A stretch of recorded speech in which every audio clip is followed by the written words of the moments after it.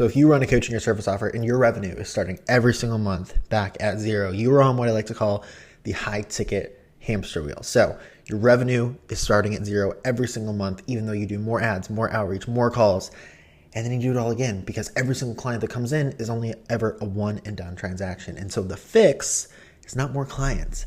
It's a number that you probably have never looked at. So picture this. It's the first of the month. Your revenue is back at zero because the ads that you spent money on last month brought you in clients last month. And if you want more clients this month, you need to spend more on ads, more on content, more time marketing, et cetera, et cetera. So what do? It's time to close more clients. And you stay on this hamster wheel, they call it the high ticket hamster wheel of the online business space, where you spend more money on ads, or you spend more time, some more effort, whatever that looks like, to market, to find clients. And then you do your outreach, you do your conversions, you do your calls, you close the people, and then you repeat. And the reason for this at its core, like spoiler alert, the reason for this at its core is because every client that comes in is only worth what they pay up front. The economics of the business don't make sense to continue growing and giving you more money to put into spending to acquire these clients, because every time you spend to acquire them, they're only worth the 10 or 20 grand you're charging them on the front end. There's nothing in the back that's keeping them longer or selling them something else that gives you more of that discretionary spending to then bring in more clients. And hitting the same number, or rather hitting the same margin of what you're making per client every single year over and over again, all that's going to do is going to eat away at your margin, because as you grow the business, you need more team, you need more infrastructure, you need more tools, you need more all the things. But if you're only making the same amount per client, you hit a ceiling, regardless of whether you realize it or not. So the belief kind of underneath this that I think is just, I'll be honest, is just an ego situation for this industry, is for the online business industry. So coaching, consulting, SaaS, service industry, is you believe that more revenue means more clients. But the reality is the best clients mean the greatest quality and the greatest quantity of revenue. And I'm going to show you how that works. So you think you need more clients to grow, but every client who leaves is actually invisible lost revenue. So the goal should be to find the clients and nurture the clients who will stay the longest, who you can easily upsell into something else the fastest, who you can get to refer you others who are just like them the most consistently. That should be your North Star, not how many clients can we get in regardless of what they're worth to the business. And again, you bring a new client in, they churn, they don't refer, they don't upsell, they don't renew. Another problem with this is that none of these things show up on a dashboard. None of these things show up as metrics or as red flags that say, hey, yo, this is an issue, because it's not a front end thing. It's not something that you've systematized in a marketing or a sales process that you have a dashboard for, or that you see on meta ads or anything like that. And so the question, again, as I said at the beginning, that nobody ever asks is, what is a client actually worth to your business? And the answer to this question in 99% of cases is, well, they're worth what they paid up front. But again, the issue with that is that as the cost to do business increases, because naturally you're growing, you need more team, you need more infrastructure, etc., it will eat away at your margin. If you do not find a way to make them more valuable to you after you've begun working with them, aka set a promise, over deliver, and they want to continue working with you, the problem will be is that that's going to eat away at your margin. And you'll never be able to have enough discretionary spending left over to both put in your pocket and also to scale. So the total client value is actually made up of 4 things, not just the upfront fee. So upfront fee, a few more things. Again, most programs are stopping there. So let's say, for instance, the upfront fee is $10K, just to keep it simple math. The first component, or rather the second component of total client value, is renewal revenue, or how many of your clients, let's say out of an average of 10, out of every 10 clients, how many continue staying with you? Not necessarily upsell, not necessarily downsell, but how many continue in the same container that they were sold into. And so I would say, and I'm going to just be generous with these numbers here a little bit, because I don't even think it's this good in most cases, to be honest.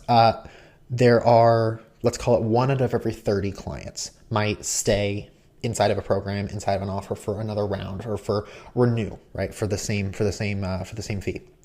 So call that 1 out of 30, which means that 1 out of 30, that 10K can get distributed across all 30 of those clients to make them each worth $333 more. Ideally, what I like to see with the clients that I work with as a minimum is that is actually 1 out of 10. And if it's 1 out of every 10 clients, that means that 10,000 gets distributed across the 10, and that's how you get 1,000 per client. So meaning every single client is now worth $1,000 more than just the initial 10K. But the gap between these two is $667 per client. The second component is upsell revenue.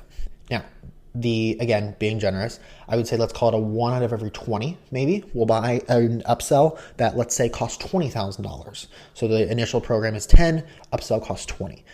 So for your 1 out of 20, that's your 1K per client. For the programs that I work with, as a minimum, I like to see that 1 out of every 10 are upselling into a twice as high of a margin offer. So again, for easy math, we'll just call it 20K. That would mean that every client then out of those 1 out of 10 is worth an extra $2,000 per client. The fourth piece is referral revenue. Now again, to be generous, 1 out of every 30 clients might refer somebody else in. Ideally, what I like to see as a baseline is 1 out of 10. So all three of these things, 1 out of 10. Where 1 out of 10 clients will refer you somebody who closes with 0 customer acquisition costs. So honestly, this one's actually worth a little bit more than the 667, but we'll keep it here for easy math. And then ideally, that adds an extra $1,000 of value to every single client that you close, regardless of if they bring you a referral or not. So all of that put together, the upfront fee, the renewal, upsell, referral revenue, currently, again, in our example, and again, this is a little generous, about 11.6K. In total value per client. That is what a client is worth to your business. But then, if you were to have optimized total client value across renewals, upsells, referrals, it would be around 14,000. Just again, as a baseline. And I've also seen this. I've worked with offers who had as great of upsell processes to get 3 out of 10, 4 out of 10. So that could be as high as an additional 40%. The referral also, there's a couple of offers that I've worked with that have incredible referral metrics after we've worked together. And so this could easily be as high as, again, 30 to 40%. So this number can really only go up.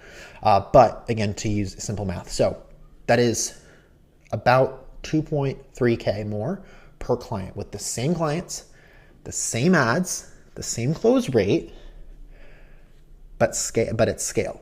And for 5 clients a month, that gap means it's around 11.6K per month, which is 140K per year from clients that you were already closing without a single new ad, without bringing in any higher volume of clients. I made this LinkedIn post the other day where I was talking about, listen, I don't know why everybody finds volume of clients so appealing. It's almost like, again, it's like this ego thing where everybody has to say, oh, well, I have this many clients, or we work with this many people, or we have this many, da-da-da. I would be more focused on how many clients can I reasonably sustain to 90, 95% of the time get above average results than what we over deliver on the promises that we made them.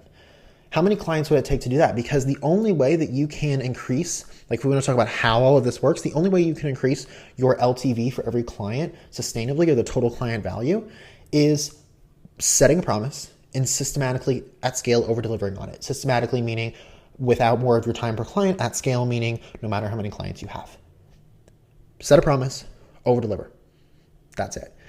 And so I would challenge you to ask yourself here, what is the amount of clients where I can do that reasonably? That is the amount you should aim for. And then everything after that to increase your revenue should be focused on how can I make every single client worth more to my business? And I just don't think that's the math that a lot of founders in the online business space are doing. So again, 3 levers, none require more ad spend. Referrals, upsells, and renewals, or retention is another way to put it. So the question would be, what is your total client value right now? And again, questions to ask. Out of your last 10 clients, how many bought again? Out of your last 10 clients, how many upsold into something? Out of your last 10 clients, how many sent you a paying referral? And what does your average client pay beyond the initial fee?